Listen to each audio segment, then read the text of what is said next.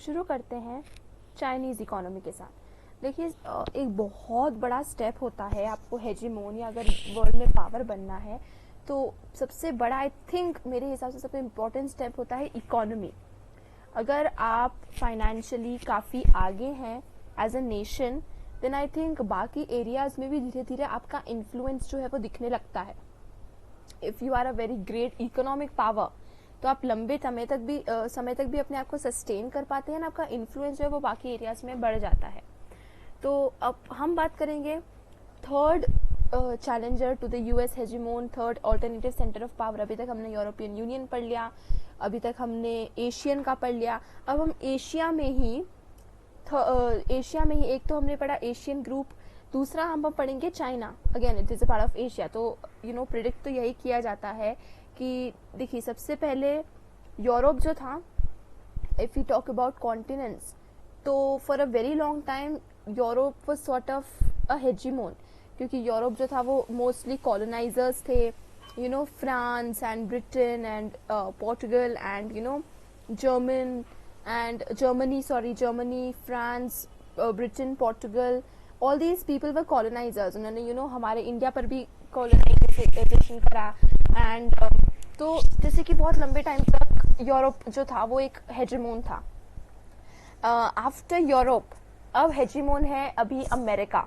Okay, तो I think मतलब इसी तरीके से प्रिडिक्ट किया जा रहा है बाय एक्सपर्ट्स ऑल्सो कि now the power will shift to Asia, मतलब इफ नॉट चाइना तो एशिया।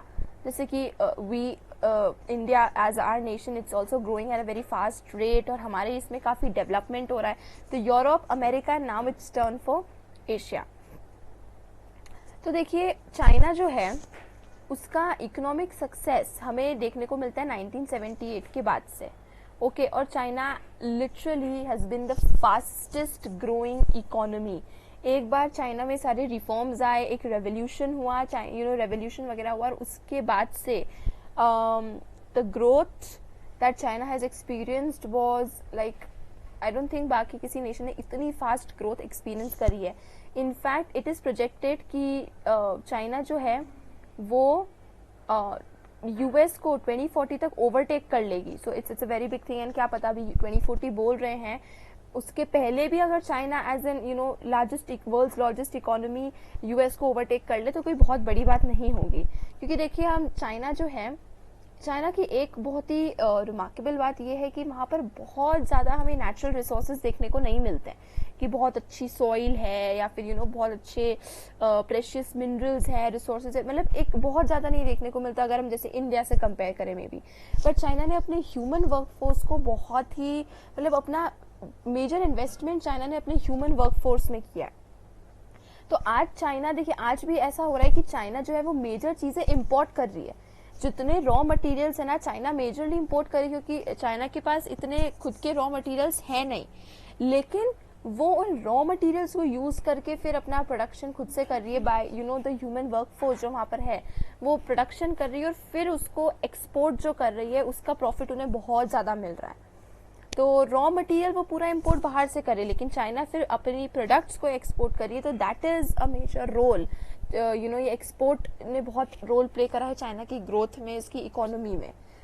एंड मतलब चाइना का सिर्फ ऐसा ही नहीं है, एक तरीके से बोल रहे कि चाइना जैसे अभी पूरे एशिया को लीड कर रहा है। ओके, पूरा ड्राइव ही एशिया को है जो चाइना कर रहा है, इस तरीके से बोल रहा है। क्योंकि अपार्ट फ्रॉम दिस देखिए उसकी पॉपुलेशन बहुत ज़्यादा है। ठीक है, अब आज के समय में चाइना इज़ द सबसे ज़्यादा पॉपुलेशन चाइना की है। उसका लैंड मास एरिया अच्छा खासा इट्स अ बिग कंट्री, छोटी मोटी नहीं है, उससे बहुत फ़र्क पड़ता है क्योंकि उसका लैंड मास, उसका एरिया बहुत बड़ा है। उसकी रीजनल लोकेशन ऐसी है कि उसका इन्फ्लुएंस बाकी अपने नेबर्स पे एंड उस पर बहुत आसानी से वो कर सकता है। एंड चाइना जो है वो बहुत तरीक़ों से अपने आप में एडवांसमेंट्स कर रहा है, नई टेक्नोलॉजी लाकर एंड उसकी मिलिट्री में और ये सब चीज़ों से। तो चाइना जो है वो अब कह सकते कि आज भी एक तरीके से अब जैसे कि बैटल खड़ी हो रही है यूएस एंड चाइना के बीच में। तो आज बिल्कुल आज भी चाइना की ऐसी है कि वो बीट कर सकता है यूएस को, मतलब आज भी एक बीट करने वाली पोजीशन पर ही है। So I think in the coming years it's very soon कि चाइना एक हेजेमोन बन जाए। देखिए, एक बार पीपल्स रिपब्लिक ऑफ चाइना आ गई, चाइना में पीपल्स रिपब्लिक ऑफ चाइना जब अडॉप्ट की गई थी 1949 में, और इस People's Republic of China actually किसकी मतलब पॉलिसी थी, माओ जेडोंग की। माओ जेडोंग ने कम्युनिज्म, सोशलिज्म एंड माओइज्म, जो कि उसने सोवियत यूनियन के मॉडल पे अपना चाइनीज मॉडल जो है वो बेस करा था सोवियत ब्लॉक के ऊपर। तो उससे चाइना को काफ़ी हेल्प मिली है, चाइना ने बहुत ही जल्दी जल्दी ग्रोथ किया। तो ये जो मॉडल था जो माओ ने प्रपोज किया था वो ये था कि state own heavy industry sector हो जहां से कैपिटल अक्यूमुलेट किया जा सके। तो the model was to create a state own heavy industry sector from the capital accumulated from agriculture. तो माओ जेडोंग का मॉडल जो उन्होंने प्रपोज किया था वो पॉलिसी ऐसी थी कि पहले एग्रीकल्चर में एडवांसमेंट्स लाओ, उससे जो प्रॉफिट मिलता है उस प्रॉफिट से फिर हम हैवी इंडस्ट्रीज में इन्वेस्ट करें, और ये सारी चीज़ें जो है वो स्टेट कंट्रोल करे, स्टेट ओन्ड हो, प्राइवेट हैंड्स में ना हो। एंड क्योंकि वो फॉरेन एक्सचेंज में शॉर्ट था, उसको टेक्नोलॉजी गुड्स वगैरह वर्ल्ड मार्केट से खरीदने के लिए चाहिए था, तो चाइना ने क्या डिसाइड करा कि इम्पोर्ट्स को डोमेस्टिक गुड्स से सब्स्टिट्यूट कर दिया। मतलब देखिए, हुआ ये था कि चाइना के पास फॉरेन एक्सचेंज एक टाइम में ऐसा था कि बहुत कम था। अब चाइना को ऑफकोर्स गुड्स वगैरह बहुत ज़्यादा चाइना के पास थी तो नहीं, रॉ मटेरियल्स जो है वो आज भी मेजरली चाइना बाहर से इंपोर्ट करवाती है। तो अब चाइना को प्रॉब्लम आ रही थी क्योंकि इतना ज़्यादा इंपोर्ट करा रही थी कि उसके पास फॉरेन एक्सचेंज, फॉरेन करेंसी बहुत कम होती जा रही थी।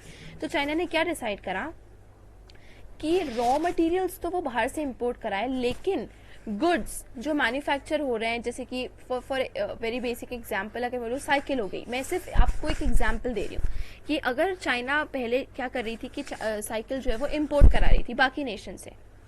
अब इंपोर्ट करा रही थी, रॉ मटेरियल भी चाइना बाहर से इंपोर्ट करा रही है, ये साइकिल एंड गुड्स भी चाइना बाहर से इंपोर्ट करा रही है। तो चाइना के पास फॉरेन एक्सचेंज की कमी हो गई थी, फॉरेन करेंसी बची नहीं थी, उस पर बहुत हैवी लोड आ रहा था।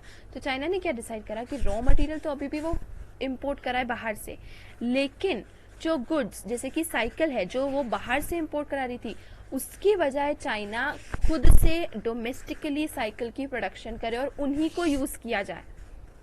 ओके, तो rather than importing the goods, China अब रॉ मटेरियल्स इंपोर्ट कर रही है और जो रॉ मटेरियल्स को यूज करके डोमेस्टिकली प्रोडक्शन कर रही है, इन हाउस प्रोडक्शन कर रही है, एंड उसको खुद भी यूज कर रही है। एंड धीरे धीरे करके उन्होंने इस डोमेस्टिक प्रोडक्शन को उस लेवल पे पहुंचा दिया कि अब चाइना खुद तो अपने लिए वही यूज कर रही है, साथ ही में उस डोमेस्टिक प्रोडक्ट को वर्ल्ड वाइड एक्सपोर्ट कर रही है। तो ग्लोबली हमें चाइना के आइटम्स बहुत ईजिली मिल जाएगी, एंड इनफैक्ट इंडिया तो एक बहुत बड़ा मार्केट है चाइना के लिए। आई होप आपको ये स्ट्रैटेजी समझ में आई चाइना की कि उसने किस तरीके से अपने इस प्रॉब्लम को ओवरकम किया।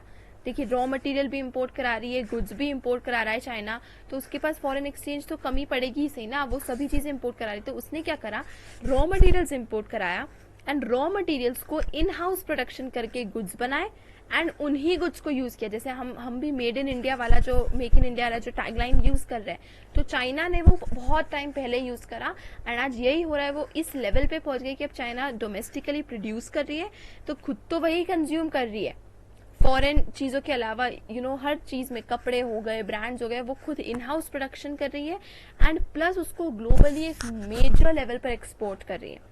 हमें हर जगह चाइना मेड इन चाइना देखने को मिल जाता है, whether it is clothes, whether it is electronics जैसे एयरपॉड्स, आईपैड्स, आईफोन्स वगैरह हो गए, क्लोथ्स हो गए, ये सब हो गई, whether they are like machines, toys, छोटी से छोटी चीज, बच्चों के खिलौने तक चाइना मेड हमें मिल जाते हैं, मतलब बहुत ही सस्ते से। And from A to Z China के आइटम्स हमें बहुत इजीली इंडियन मार्केट्स में फ्लडेड मिल जाएगी। तो इस तरीके से चाइना ने अपने आप को from facing lot of problems and shortage in foreign currency, अब चाइना डोमिनेट कर रहा है, एक तरीके से ग्लोबली डोमिनेट कर रहा है। तो ये मॉडल जो था, चाइना ने इसको अलाउ किया कि वो अपने रिसोर्सेज को यूज करे और एक इंडस्ट्रियल इकोनॉमी का फाउंडेशन इस्टेब्लिश करे, क्योंकि रॉ मटेरियल्स एक बार इंपोर्ट करे तो उसने सब इंडस्ट्री सेटअप करी, उन इंडस्ट्रीज में उन रॉ मटेरियल्स को यूज करके वो उन्हें गुड्स बनाए एंड इस लेवल पे आज वो इंडस्ट्रियल फाउंडेशन सेटअप है कि पहले कभी थी नहीं, एंड आई थिंक इतने बड़े लेवल पे it's difficult to match the level of China. And उसके साथ और उसका यूज़ इसलिए चाइना ने ऐसे करा कि उन्होंने अपना ह्यूमन वर्कफोर्स को काफ़ी स्ट्रॉन्ग करा। Employment, social welfare, health care system, education system, इन सब चीज़ों में चाइना ने काफ़ी इन्वेस्ट करा। तो उसने अपने ह्यूमन वर्कफोर्स को बहुत स्ट्रेंथन करा। एंड हुआ ऐसा, चाइना क्या करती है कि इस सब के साथ साथ एक बहुत इंपॉर्टेंट चीज़ जो आउट ऑफ द बुक्स है, देखिए थोड़ा मैं मानती हूँ कि ये चीज़ जो मैं आपको अभी बता रही हूँ ये थोड़ा आउट ऑफ द बुक है, लेकिन एक बहुत इंपॉर्टेंट फैक्टर है कि चाइना ने अपने सिलेबस में ये मेंटेन रखा कि नेशनलिज्म की फीलिंग उसके हर सिटीजन में इम्पोज की जाए।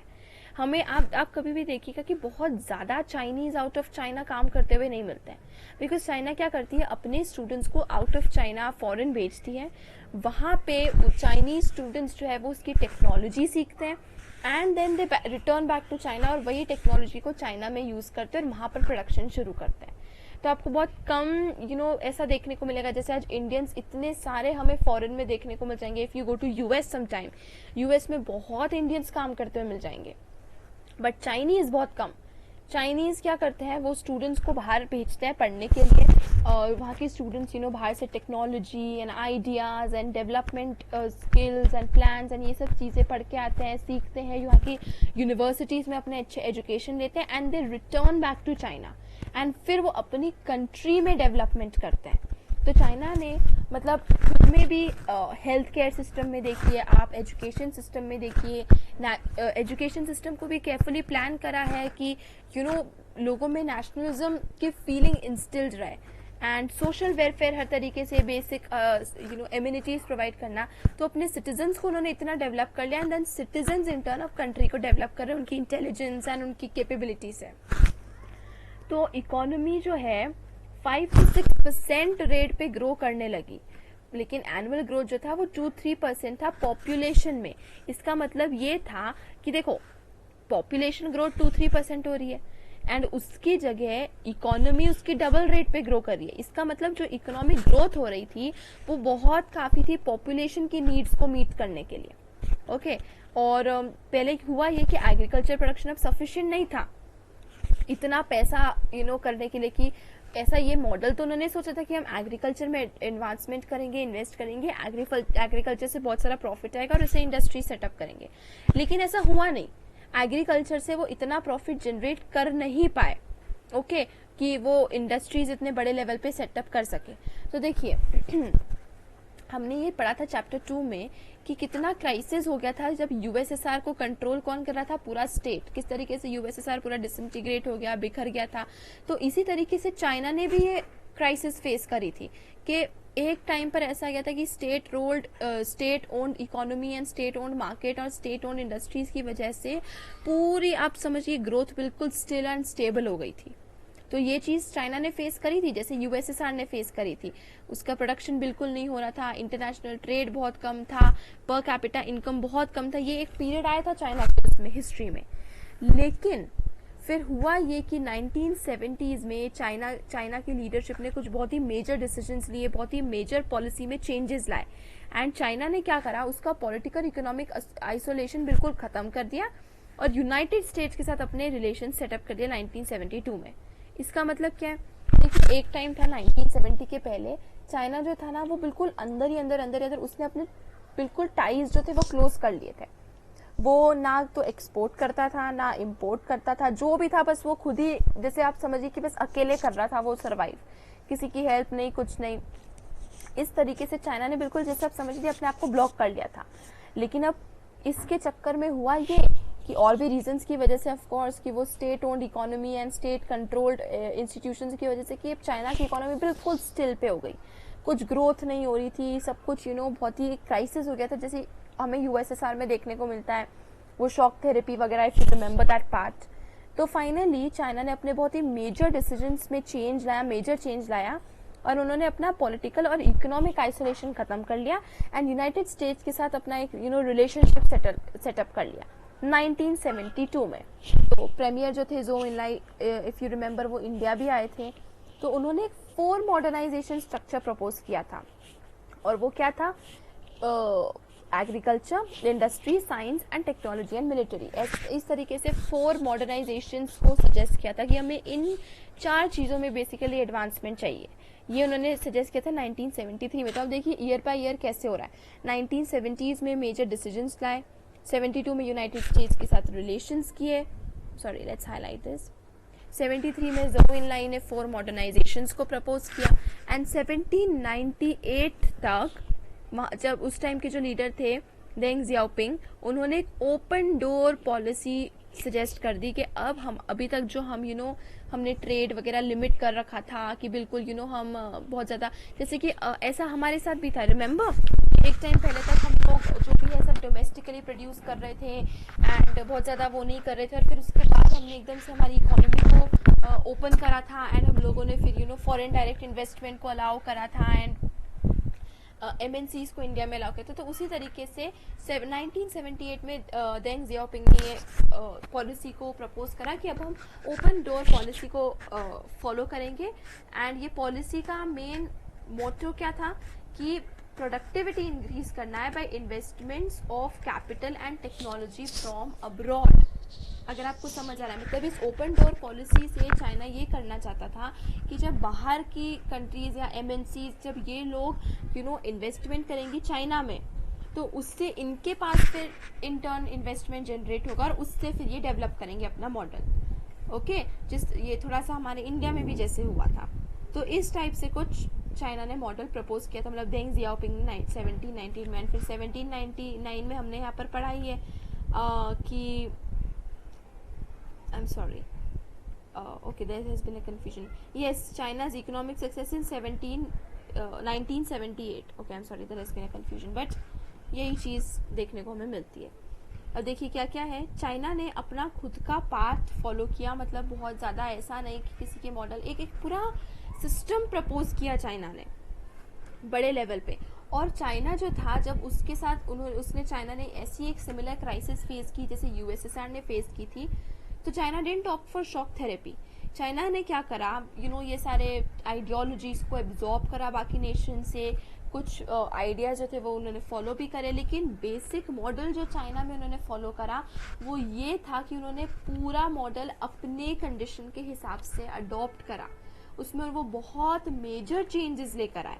उन्होंने हर चीज़ को केयरफुली प्लान करा, ऐसा नहीं कि कोई भी आइडिया है तो उसको बिल्कुल अडॉप्ट करा कि हाँ यही फॉलो कर रहे हैं, ऐसा नहीं। हर आइडिया को उन्होंने स्क्रूटनाइज करा, क्रिटिसाइज करा, उसके ऊपर डिस्कशन वगैरह करके एक ऐसा मॉडल तैयार करा जो बिल्कुल चाइना की कंडीशन पर फिट हो। तो वो लोग शॉक थेरेपी के लिए नहीं गए, क्योंकि हमें पता है कि चाइना जो था वो कम्युनिस्ट था। 1949 में जब People's Republic of China set up हुई थी, तो माओ ज़ेडोंग ने क्या कम्युनिज्म और सोशलिज्म को ही बढ़ावा दिया था। तो अब चाइना ने ऐसा करा कि धीरे धीरे करके कम्युनिज्म को खत्म करके अब वो प्राइवेटाइजेशन की तरफ बढ़ता गया, अपनी इकोनॉमी को कम्युनिस्ट से चेंज करते करते अब वो कैपिटलिस्ट बनाता गया। और कैसे, एकदम शॉक थेरेपी के नहीं कि बिल्कुल सब कुछ चेंज हो गया, स्टेप बाय स्टेप, धीरे धीरे। कैसे, सबसे पहले उन्होंने एग्रीकल्चर को प्राइवेटाइज करा 1982 में, फिर उन्होंने इंडस्ट्री को प्राइवेटाइज करा 1998 में। आप गैप देख रहे हैं कितना है, इट्स अप्रोक्सीमेटली 18 ईयर्स। मतलब स्टेप बाय स्टेप, धीरे धीरे करके उन्होंने हर चीज़ को चेंज करा, एकदम से चेंज नहीं करा। तो पहले एग्रीकल्चर में वो लोग प्राइवेटाइजेशन लाए 1982 में, फिर उसके बाद इंडस्ट्री में प्राइवेटाइजेशन लाए 1998 में, फिर उसके बाद ट्रेड बैरियर्स को एलिमिनेट करा। जो भी फॉरेन ट्रेड में जो वो इंपोर्ट एक्सपोर्ट में जितने भी वो पहले उनके बैरियर्स थे उन्होंने क्लोज कर रखी थी, उसको बिल्कुल ओपन कर दिया। एंड SEZ सेटअप करे, स्पेशल इकोनॉमिक जोन सेटअप करे, जहाँ पे फॉरेन इन्वेस्टर्स जो है वो आए, अपने एंटरप्राइजेस, अपनी इंडस्ट्री सेटअप करे और चाइना में भी अपना MNC वगैरह सेटअप करे और इन्वेस्ट करे चाइना में। और इन सब चीज़ों में मतलब आज भी स्टेट जो है वो एक बहुत ही सेंट्रल रोल प्ले करती है मार्केट इकोनॉमी सेटअप करने का। मतलब ये नहीं हुआ कि चाइना ने अगर कैपिटलाइजेशन की तरफ बढ़ा तो पूरा ही कैपिटलाइज कर दिया। आज भी चाइना में स्टेट का, गवर्नमेंट का एक इम्पॉर्टेंट रोल है इकोनॉमी को रेगुलेट करने के लिए। मेजर चीज़ें, एग्रीकल्चर इंडस्ट्री जो सबसे मेजर ही होता है, जहाँ से आपका रेवेन्यू जनरेट होता है, इतनी ये जो मेजर चीज़ें ये आज भी प्राइवेटाइज्ड है, मतलब ये पूरी प्राइवेटाइज करी, लेकिन उसके बाद भी गवर्नमेंट का रोल आज भी उतना बना हुआ है। ओके, तो इस तरीके से चाइना ने स्टेप बाय स्टेप करा अपने अंदर चेंजेस लाया, अपनी इकोनॉमी में अपने रिफॉर्म्स लाया, पॉलिसीज़ में, प्लान में एक पूरा डेवलप करा, ऑर्गेनाइज करा, एंड दैट्स हाउ आज चाइना इतनी बड़ी इकोनॉमिक पावर है। ये जो नई इकोनॉमिक पॉलिसी जो थी, जो चाइना ने अडॉप्ट करी, ऐसे एसईजी सेटअप करना, प्राइवेटाइजेशन वगैरह करना, इससे क्या हुआ कि चाइना की इकोनॉमी जो बिल्कुल स्टैग्नेट हो गई थी, स्टेबल हो गई थी, जिसमें बिल्कुल ग्रोथ नहीं हो रही थी, वो चेंज हो गई एंड रैपिड ग्रोथ होने लगा उसके इसमें। एक बार प्राइवेटाइजेशन हुआ एग्रीकल्चर का, तो इससे एग्रीकल्चर प्रोडक्शन में बहुत राइज हुआ, रूरल इनकम में बहुत राइज हुआ, बहुत डेवलपमेंट हुआ, इकोनॉमी बिल्कुल हाई लेवल्स पे चली गई। पर्सनल सेविंग्स लोगों की जो थी वो बहुत ज़्यादा बढ़ती चली गई, और इससे क्या हुआ कि रूरल जगहों पर इंडस्ट्री सेटअप हो गई। देखिए, एग्रीकल्चर तो जहाँ पर भी होता है वो बेसिकली अर्बन सेटिंग्स में हमें बहुत देखने को नहीं मिलता है। अगर आपके एग्रीकल्चर में डेवलपमेंट हो रहा है, मतलब आपके रूरल इकोनॉमी में डेवलप हो रहा है। अब रूरल इकोनॉमी में डेवलप हुई तो मतलब रूरल एरियाज में इंडस्ट्री सेटअप होने लगी, तो अपने आप एक बार रूरल सेटिंग्स में बहुत ही इकोनॉमिक एडवांसमेंट हुआ, तो अर्बन में अपने आप हो गया। तो इस तरीके से चाइनीज़ इकोनॉमी जो है उसमें दोनों इंडस्ट्री और एग्रीकल्चर को बहुत फास्ट रेट पे ग्रोथ मिली प्राइवेटाइजेशन होने से। एंड इसके बाद भी चाइना की गवर्नमेंट का आज भी एक रोल प्ले होता है मार्केट इकोनॉमी को रेगुलेट करने में। ऐसा नहीं कि 100% जो है वो कैपिटलाइजेशन या प्राइवेटाइजेशन हो गया। तो ये जो न्यू सिस्टम, जो ये न्यू लॉज उसने करे थे कि स्पेशल इकोनॉमिक जोन्स वगैरह सेटअप करेंगे, इससे तो उसका फॉरेन ट्रेड का हो गया। मतलब अब उसके पास, चाइना के पास रूरल इंडस्ट्री सेटअप करने के लिए भी पैसे आ गए, इनलैंड इन्वेस्टमेंट भी आ गया उसके पास, एंड प्लस ये एससीजी सेटअप करने की वजह से हुआ ये कि फॉरेन एक्सचेंज अब चाइना के पास बहुत हो गया, फॉरेन रिजर्व। ओके, तो चाइना जो था ये सबसे इम्पोर्टेंट डेस्टिनेशन बन गया फॉरेन डायरेक्ट इन्वेस्टमेंट के लिए। आज हम देखेंगे, आप अगर अगर आप एक मार्केट से आप एयरपॉड्स खरीद के लाइए, एयरपॉड्स, आईफोन्स, आईपैड्स, ये एप्पल की बहुत मेजर वो जो है वो made in China, made in China, made in China, क्योंकि एप्पल हो गया, बड़े बड़े कपड़ों की ब्रांड्स हो गई, बड़ी बड़ी गाड़ियों की ब्रांड्स हो गई, इलेक्ट्रॉनिक्स की जितनी बड़ी मेजर ब्रांड्स हैं, आपको सब मेड इन चाइना का लेबल मिल जाएगा उसमें, क्योंकि एफडीआई इतना हो गया कि चाइना के पास अब फॉरेन एक्सचेंज काफी उसका रिजर्व बढ़ता गया फॉरेन करेंसी का। तो उसके पास अब फॉरेन एक्सचेंज रिजर्व बहुत बड़े उसमें लार्ज अमाउंट में है। और उससे इंटर्न क्या हुआ कि अब मतलब एक टाइम पे जहाँ चाइना में इन्वेस्टमेंट हो रहा था, अब चाइना दूसरी कंट्रीज में इन्वेस्टमेंट कर रहा है। ओके, तो ये, और फिर चाइना ने मतलब WTO 2001 में WTO ज्वाइन कर लिया, वर्ल्ड ट्रेड ऑर्गेनाइजेशन। तो वो एक और स्टेप हो गया उसका आउटसाइड वर्ल्ड की इकोनॉमी में अपना इन्फ्लुएंस करने के लिए। ये एक और चीज़ हो गई। मतलब आप देखिए, privatisation of agriculture, foreign direct investment, setup of SEZs, trade, ये WTO, ये सारे फैक्टर्स जो हमने डिस्कस करे ना, ये सब चाइना की इकोनॉमिक पॉलिसी को बढ़ाने के लिए बहुत ही इम्पोर्टेंट है। एंड इसके बाद तो इट्स लाइक अब चाइना तो it's like growing every day at a like enormous rate. Okay, तो अब पहले एक टाइम पे जहाँ चाइना जो थी बिल्कुल कट आउट थी बाकी वर्ल्ड से, आज आई थिंक चाइना जितना तो और कुछ ग्लोबली है ही नहीं। मतलब हर कंट्री में आपको चाइना का प्रेजेंस बहुत इजीली देखने को मिल जाएगा, बहुत ही easily. And not only the products, Chinese food, मतलब देखिए मैंने बोला कि एक बार इकोनॉमी में राइज हुआ तो धीरे धीरे करके चाइना का कल्चर आज हमें बाकी उसमें चाइनीज फूड तो स्पेशली बहुत ज़्यादा हमें देखने को मिल ही जाता है। हम लाइक अब तो चाइनीज फूड चाइनीज रहा ही नहीं, जैसे कि हर कंट्री ने अपना खुद का एक version of Chinese food develop कर लिया। तो इस तरीके से उसका बाकी कंट्रीज में वो अपनी रूट्स को डीपन चाइना जो है वो करती जा रही है। तो चाइना की इकोनॉमी को तो बहुत ही ज़्यादा इम्प्रूव हुई ही है। चाइना को इस चीज़ का बहुत बेनिफिट कैसे मिला है? मतलब चाइना में सभी को इस चीज़ का बेनिफिट नहीं मिल पाया है। मतलब देखिए, आज चाइना बहुत बड़ी मेजर पावर है, चाइना की इकोनॉमी बहुत अच्छी है, लेकिन फिर भी कुछ ऐसे प्रॉब्लम्स है जो आज चाइना में एग्जिस्ट करते हैं, जैसे कि अनएम्प्लॉयमेंट की प्रॉब्लम है। अनएम्प्लॉयमेंट चाइना जो है वो नियरली 100 मिलियन पीपल तक रीच कर चुकी है, जो लोग जॉब्स वगैरह की तलाश कर रहे हैं। फीमेल एम्प्लॉयमेंट एंड कंडीशन जो है वो बहुत ही बुरी है, और इतनी बुरी है जैसे यूरोप में 18-19 सेंचुरीज में होती थी। मतलब फीमेल एम्पावरमेंट, विमेन एम्पावरमेंट में चाइना में या फीमेल डेवलपमेंट आज भी उतना नहीं है। आप सोचिए कि हम यूरोप में जब विमेन की कंडीशन होती थी ना 18th 19th सेंचुरीज में, वो आज है चाइना में। तो आप देखिए मतलब चाइना में फीमेल्स की condition is like two centuries back when we compare it with Europe's European females condition. Environmental degradation और करप्शन चाइना में बहुत हो रहा है। उसकी पार्टी भी जो है डेमोक्रेसी, वो अपने आप को बुलाती तो है, लेकिन हमें पता है कि एक ही पार्टी जो है वो चाइना में बहुत सालों से रूल करे जा रही है और उसने अपना मोनोपोली एक तरीके से सेटअप कर रखी है। और इसके अलावा रूरल एंड अर्बन रेसिडेंट्स के बीच में अनइक्वालिटी बहुत बढ़ रही है। इनइक्वालिटी मतलब जो रिच है वो तो बहुत रिच होते ही जा रहे हैं, एंड जो पुअर है उनका डेवलपमेंट ही नहीं हो रहा। तो रिच और पुअर के बीच में गैप भी बहुत बढ़ते जा रहा है। तो चाइना की अपनी खुद की प्रॉब्लम्स है, एंड आई थिंक वो तो एग्जिस्ट करेगी। कोई भी, मुझे ऐसा लगता है कि कोई भी ऐसा स्टेट नहीं कि वो 100% आइडियल परफेक्शन स्टेट पे कोई भी रीच नहीं कर सकता है। हर किसी के उसमें प्रॉब्लम्स आएंगे। आज हमारे इंडिया में तो बहुत सारी प्रॉब्लम्स है जिन्हें हमें फेस करने की ज़रूरत है, लेकिन मुझे लगता है कि एक ना एक जगह, अगर आप एक जगह अच्छा हो रहा है तो कहीं ना कहीं you have to take your hand back also. I think 100% development तो पॉसिबल है ही नहीं ना। 100 परफेक्शन यूटोपियन विजन तो हम क्रिएट नहीं कर सकते। तो ये है, आई थिंक चाइना ट्राई करे। अगर ह्यूमन राइट्स को लेकर चाइना में काफ़ी कॉन्फ्लिक्ट्स चलते रहते, तो ये अपने उसके प्रॉब्लम्स एग्जिस्ट करते हैं चाइना में। तो इन सब के बावजूद रीजनली, ग्लोबली, मतलब एशिया में, उसकी नेबरिंग कंट्रीज पर, ग्लोबली, इंटरनेशनली चाइना पूरी तरीके से आज डोमिनेट कर रही है। एक इकोनॉमिक पावर बहुत बड़ी है, एंड मतलब इसने चाइना को एक पावर और पोजीशन दी है कि वो फिर इन्फ्लुएंस कर सके। जिसके साथ भी वो ट्रेड करता है ना, तो चाइना इजीली अपने ट्रेड रिलेशंस को इन्फ्लुएंस कर लेता है, क्योंकि वो इतनी बड़ी इकोनॉमिक पावर है। एंड इस वजह से हुआ ये कि उसके इश्यूज जो जापान के साथ है, यूएस के साथ है, एशियन के साथ है, रशिया के साथ है, वो इकोनॉमिक कंसिडरेशन की वजह से बहुत ही टेम्पर किए गए।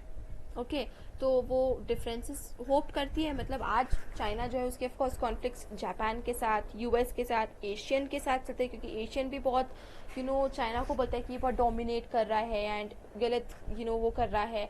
चाइना के साथ ये सब इश्यूज चलते रहते हैं, रशिया के साथ है।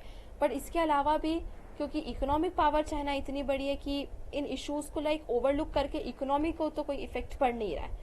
ओके, जैसे हमारे साथ भी, हमने भी बीच में ट्राई किया था कि चाइनीज आइटम्स को बैन करे, टिकटॉक बैन करा, ये करा, बट आई डोंट थिंक उससे चाइना को बहुत ज़्यादा फर्क पड़ा है, क्योंकि चाइना इतनी बड़ी इकोनॉमी बन चुकी है कि एक एंड ऑनेस्टली बात तो ये कि हमने 100% चाइना को बॉयकॉट करा भी नहीं है। हमने ये कैंपेन ज़रूर चलाया था, but people haven't done that. PUBG, TikTok वगैरह, आज भी ये सब चीज़ें इलीगली इंडिया में खेली जा रही हैं, एंड नहीं भी हो तो इससे कोई बहुत बड़ा वो नहीं, क्योंकि इंडिया के बैन करने से आज हम चाइनीज प्रोडक्ट्स एंड मोर इस्तेमाल करते जा रहे हैं। So yes, it's a thing कि इकोनॉमिक पावर होने की वजह से बाकी चीज़ों को जो है वो कहीं ना कहीं हम ओवरलुक कर देते हैं। उसके डिफरेंसेस है ताइवान के साथ, जो कि ताइवान ऐसा बोलता है कि चाइना ने इलीगली उसके ऊपर कब्जा कर रखा है, उसको इंडिपेंडेंस नहीं दे रहा है। तो ये स्ट्रगल काफ़ी लंबे टाइम से चाइना के साथ चल रही है। चाइना को इंडिपेंडेंट होना है, फ्री होना है, तो बहुत हो रहा है।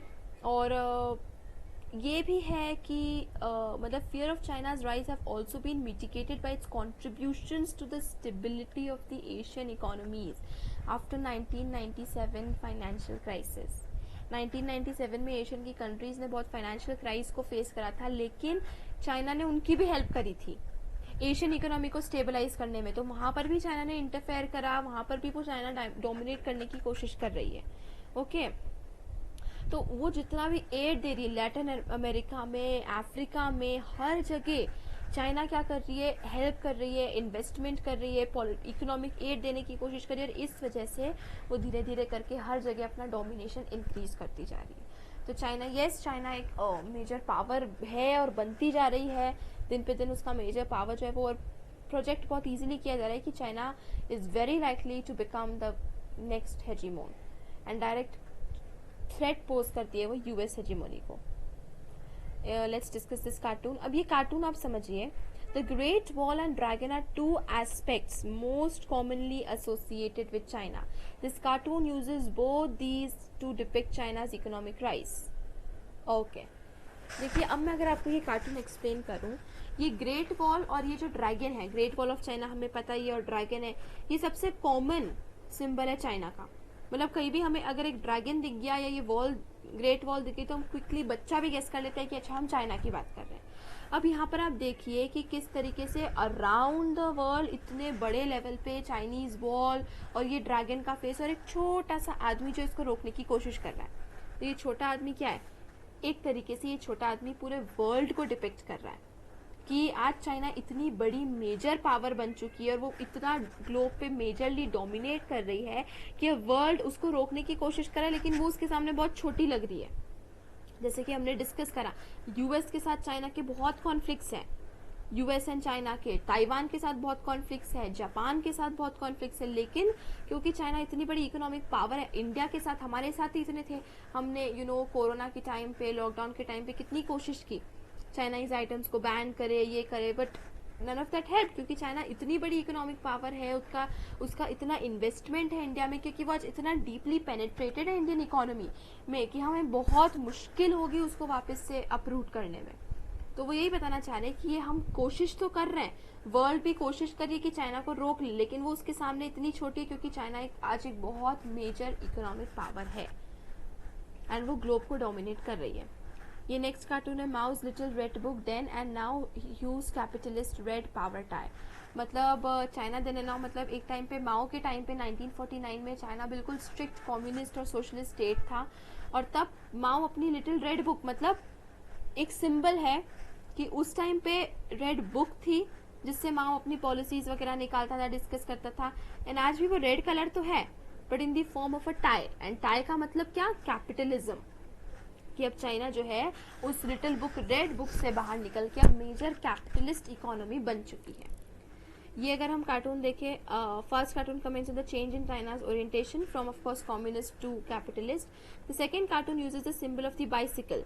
कैसे, देखिए, China is the largest user of bicycles in the world, तो साइकिल का, बाइसिकल का यूज करके वो लोग चाइना को सिंबलाइज कर रहे हैं, क्योंकि चाइना जो है वो सबसे बड़ा यूजर है बाइसिकल्स का, एंड इस वजह से चाइनीज रेसिडेंट्स की, सिटीजन्स की हेल्थ बहुत अच्छी रहती है, क्योंकि वो फिजिकल एक्टिविटी, चाइना बाइसिकल्स का सबसे ज्यादा यूज होता है चाइना में। एंड अब ये देखिए वो दो पहियों पे कैसे चल रही है, ये जो है वो कम्युनिज्म, सोशलिज्म, एंड ये जो है वो कैपिटलिज्म। तो ये चाइना की डुअलिटी, मतलब चाइना पोज तो करता है people's communist China party, communist party, तो वो पोज तो ऐसे कर रहा है कि like it's a socialist and communist country, लेकिन वेरी क्लियरली वो आज एक कैपिटलिस्ट कंट्री है। एंड ऑल्सो कि आज भी भले ही कैपिटलिज्म है और privatisation of agriculture and industry है, लेकिन फिर भी स्टेट का, गवर्नमेंट का रोल मार्केट इकोनॉमी को रेगुलेट करने में बहुत है। तो मतलब चाइना ने बहुत ही कनिंगली, अगर मैं कहूँ, या इंटेलिजेंटली बैलेंस करा है सोशलिज्म, कम्युनिज्म को एंड कैपिटलिज्म को। मतलब स्टेट के पास भी इंपॉर्टेंट पावर्स है, गवर्नमेंट भी, मार्केट इकोनॉमी में उसका भी कुछ कहना है, साथ ही साथ कैपिटलिज्म और प्राइवेटाइजेशन ऑफ रिसोर्सेज भी हमें देखने को मिलता है। सो ये India China relations as it was covered in first term, so ये नहीं आने वाला है टर्म 2 के लिए। So now we will directly move to Japan and South Korea. देखिए, अब हमने यूरोपियन यूनियन को डिस्कस करा, एशियन को डिस्कस करा, चाइना को डिस्कस करा, ये 3 तो मेजर पावर्स है, और जो पावर्स ग्रो कर रही है वो है चाइना और साउथ कोरिया। कैसे, देखिए, जापानीज ब्रांड जैसे कि Sony, Panasonic, Canon, Suzuki, Honda, Toyota, Mazda, बहुत कॉमन नेम्स हमें इंडिया में देखने को मिल जाते हैं, ठीक है, और इनकी बहुत हाई टेक्नोलॉजी प्रोडक्ट्स हैं। तो जापान के बहुत ही नेचुरल रिसोर्सेज बहुत कम है, और मोस्टली वो क्या करता है, रॉ मटेरियल्स को इंपोर्ट करता है, एंड रॉ मटेरियल्स को इंपोर्ट करके उन रॉ मटेरियल्स को फिर हाई एंड प्रोडक्ट्स में कन्वर्ट करता है और फिर उसको एक्सपोर्ट करता है। और उसके ब्रांड्स तो ये सब हमने नाम सुने ही, सोनी, पैनासोनिक, कितने फेमस ब्रांड्स हैं इंडिया में। ओके, एंड रॉ मटेरियल्स कम होने के बावजूद इसने बहुत ही क्विकली प्रोग्रेस करा है। थोड़ी स्टोरी इसकी चाइना से मिलती जुलती ही है। जापान जो है वो organisation for economic cooperation and development का एक मेंबर बना था 1964 में। Okay, I am sorry, just a minute. 2017 में it is the 3rd largest economy in the world and it is the only Asian member of the G7। It is 11th most populous nation in the world. तो I think ये सब facts बहुत clearly state करते हैं कि Japan is no less, and वो भी बहुत ही फास्ट ट्रैक पर है एक सुपर पावर बनने की।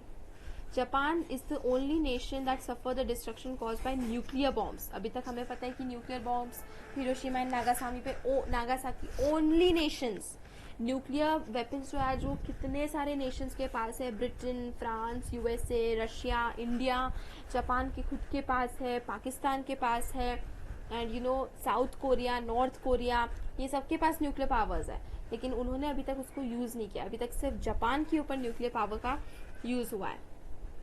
It is the second largest contributor to the regular budget of UN and contributing almost 10% of the total. Japan has a security alliance with US since 1951. So as per Article 9 of the Japan Constitution, the Japanese people forever renounce war as a sovereign right of the nation and the threat of use of force as means of settling international disputes. तो Japan बिल्कुल denounce कर चुका है कि अब war का use नहीं किया जाएगा, मिलिट्री यूज का यूज नहीं किया जाएगा as per article 9 of the constitution. तो और इसके बावजूद मतलब ये उनको ये है कि यार मिलिट्री फोर्स का यूज नहीं करना है, वॉर्स नहीं करना है, उसके बावजूद जापान की military expenditure is only 1% of the GDP। It's 7th largest in the world. मतलब ये डिनाउंस कर चुके हैं वॉर को, और ये लोग वो करते हैं कि वॉर नहीं लड़ेंगे and through diplomatic ways international disputes को सेटल करने की कोशिश करेंगे। उसके अलावा जापान की military 7th largest in the world है, in spite of the fact कि वो अपनी GDP का सिर्फ 1% मिलिट्री को कंट्रीब्यूट करे। तो I don't know how it's possible, but it has happened.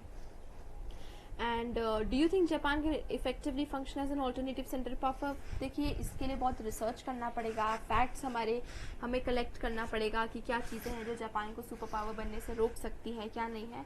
But I think it's not very difficult. अगर जापान जो है थोड़ा सा कोऑपरेट करे बाकी नेशंस के साथ, तो I think it can become an alternative centre of power, it can beat. Okay, this is for you to find out about major agreements signed during high level bilateral visits between the two nations in the recent past. आप ये ढूंढ सकते हैं। ASIMO, the world's most advanced humanoid robot working with a person while holding hand. This is of course Japanese technology.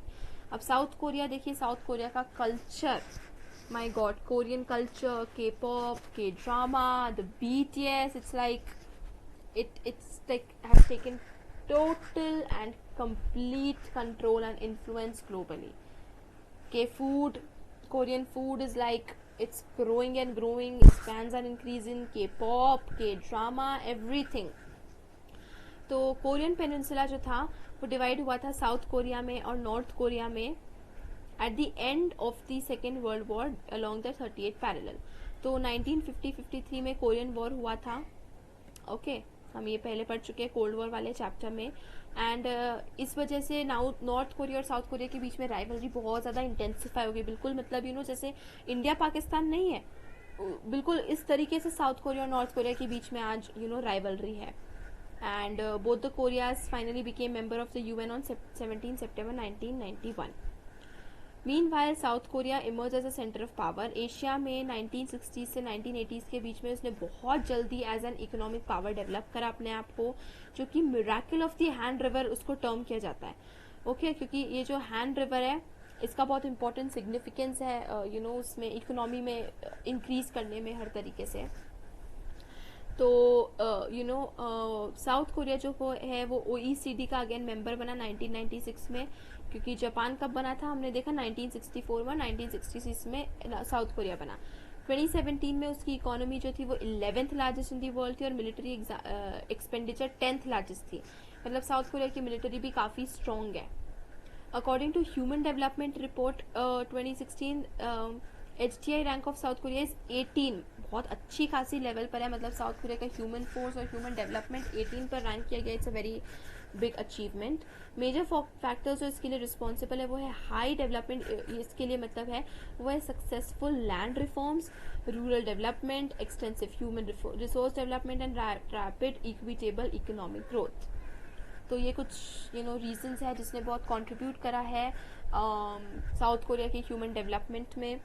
और factors भी है जैसे export orientation है, strong redistribution, land redistribution policies है, पब्लिक इंफ्रास्ट्रक्चर डेवलपमेंट है, effective institutions, governance, ये सब basically self explanatory है एंड फैक्ट्स है। इन सब रीजंस की वजह से साउथ कोरिया ने अपने ह्यूमन वर्कफोर्स को बहुत डेवलप करा। देखिए एक चीज़ तो कॉमन हमें देखने को मिलती है, यूएस आज एक हेजीमोन है। यूएस ने अपने खुद के उसके वर्कफोर्स भले इतना डेवलप नहीं, लेकिन यूएस में मेजरली जैसे इंडियंस 33% उसकी आईटी डिपार्टमेंट में इंडियंस वर्क करते हैं। तो यूएस का ह्यूमन वर्कफोर्स बहुत स्ट्रांग है। चाइना का हमने पढ़ा ह्यूमन वर्कफोर्स बहुत स्ट्रांग है, जापान का पढ़ा, साउथ कोरिया का पढ़ा, इन सबका ह्यूमन वर्कफोर्स बहुत स्ट्रांग है। एंड उस वजह से आज वो इतना स्ट्रांग है कि वो सुपर पावर बनने की उस पर पाथ पर है। तो साउथ कोरियन ब्रांड जैसे कि सैमसंग, एलजी, ह्यूंडई, ये तो बहुत कॉमनली हमें सुनने को मिलते हैं इंडिया में। एंड बहुत सारे अग्रीमेंट्स हैं इंडिया और साउथ कोरिया के बीच में, जो कि उनके कल्चरल और कमर्शियल टाइज के बारे में हमें जानने को मिलता है।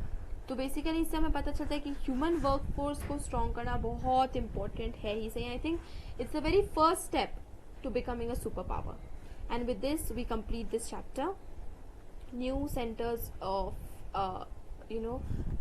Alternative centres of power. इसका नेम चेंज हो चुका है, तो मैं बिल्कुल लेटेस्ट सिलेबस के अकॉर्डिंग ही यहाँ पर कवर कर रही हूँ।